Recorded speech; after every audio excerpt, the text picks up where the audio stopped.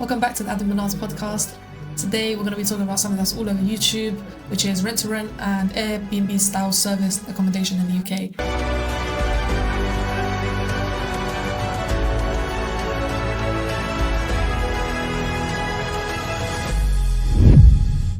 I have my first ever special guest here today, Ms. Doris. She's a solicitor in the property department here at Adam Bernard's. How are you, Doris? I'm good, thank you. How are you? I'm good, thank you.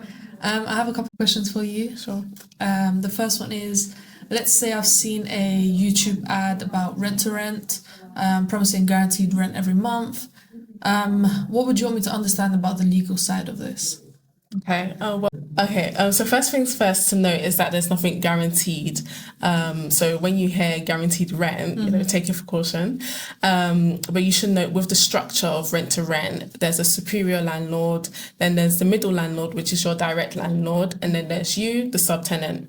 Right, so you as the subtenant need to make sure that the middle landlord has the correct planning permissions and the correct consent to sublet. Because if they don't have the correct consent to sublet, then that means that your tenancies could be over. So you don't have any guarantee in that sense. So the only guarantee that you have in a sense is what your middle landlord is promising you, but that could change if the superior landlord changes, decides to increase the rent or something like that. So okay, thank you for answering that for me. I wanted to ask, so imagine if I take a flat from a landlord and then decide to rent out the rooms myself. What needs to be written in our agreement so that I don't get in trouble later on? Yeah. So in the agreement, it has to have explicit permission to sublet. You need to make sure that, in the agreement, which is the lease, that it has, who is responsible for the licensing, who's responsible for the consent, the lender consent, and what happens when there's a dispute between the council and the landlord. Right, and there should also be in the agreement your protection if the licensing is rejected, right? So you should make sure that the agreement explicitly states that you're allowed to sublet and who's responsible for insurances and safety risk assessments of the property. Perfect. Doris, suppose I want to turn a normal 2-bed flat into a mini HMO, with about 3 or 4 people living inside. At what point do rules and licenses start to kick in that I need to know about? Yeah, so HMO means, for anyone that's listening that doesn't know, house in multiple occupation. So when there's 3 or more people, and which are from 2 or more households in a property using the same facilities, that's when a HMO comes in place. At 5 or more people and 2 or more households, that's when mandatory HMO licensing comes in place, right? But you should note that in certain councils, in certain states or locality, you need licensing even for smaller HMOs. So you need to check that, your local authorities rule for that. Thank you.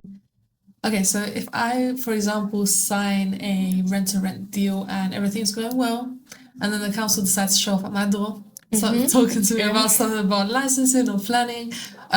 What might have I missed at the start?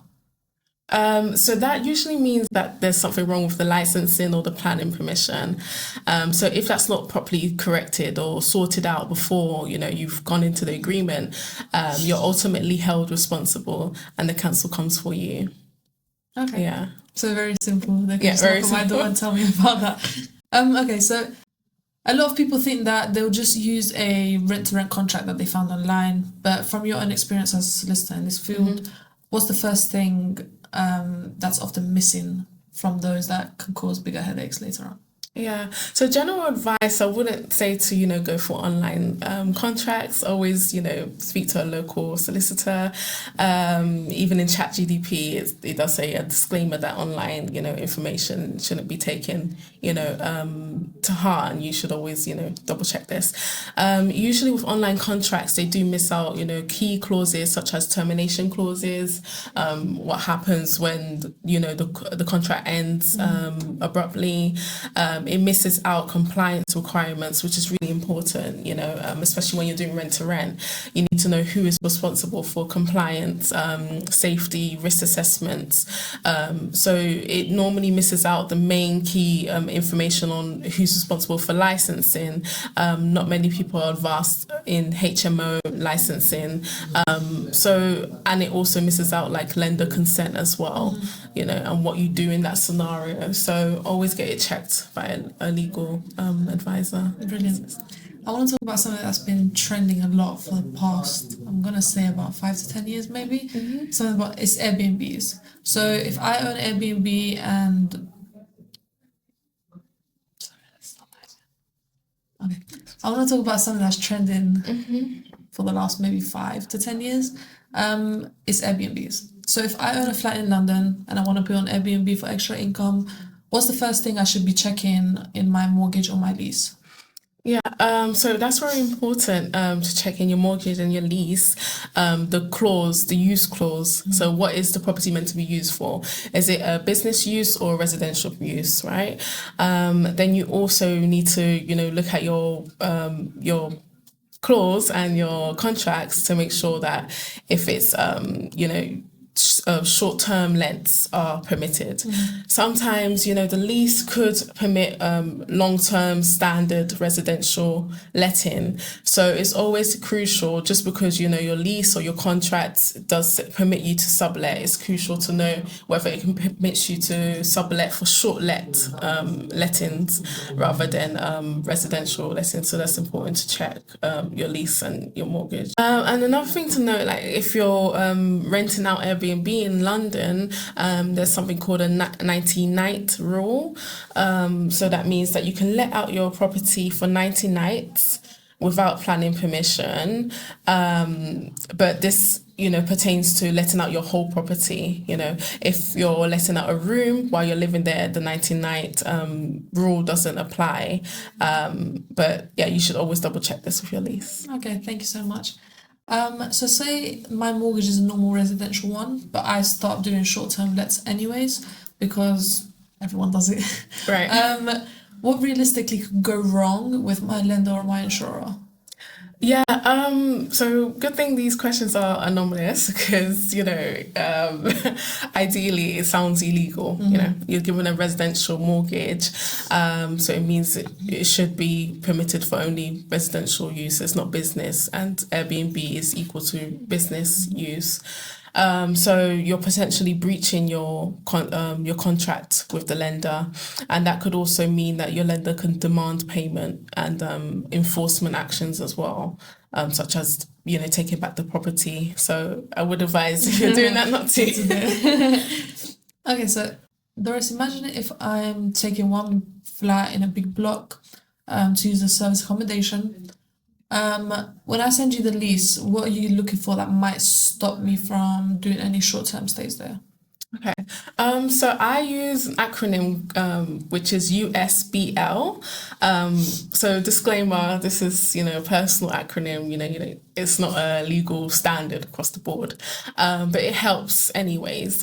So U meaning use clause. So check the clause to see if it's meant to be used as a residential or a business. Then S for subletting restrictions, check your lease or your contract to see if there's any subletting restrictions, if it restricts you to sublet on a short term or on a long term.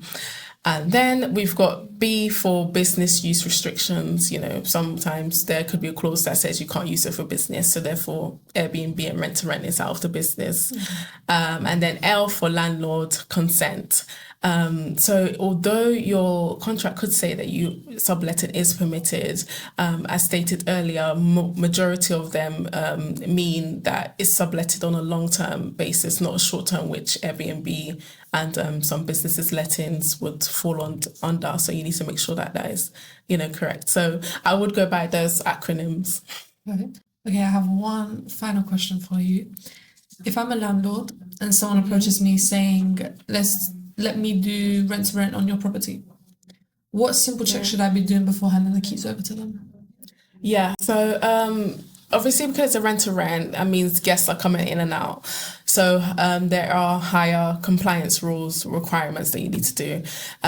You need to, obviously, I would advise you to check for any risk assessments that you need to do, any PAT testing, so like for portable appliances testing, if you're gonna, provide them with appliances such as kettles, and, fire risk assessments as well.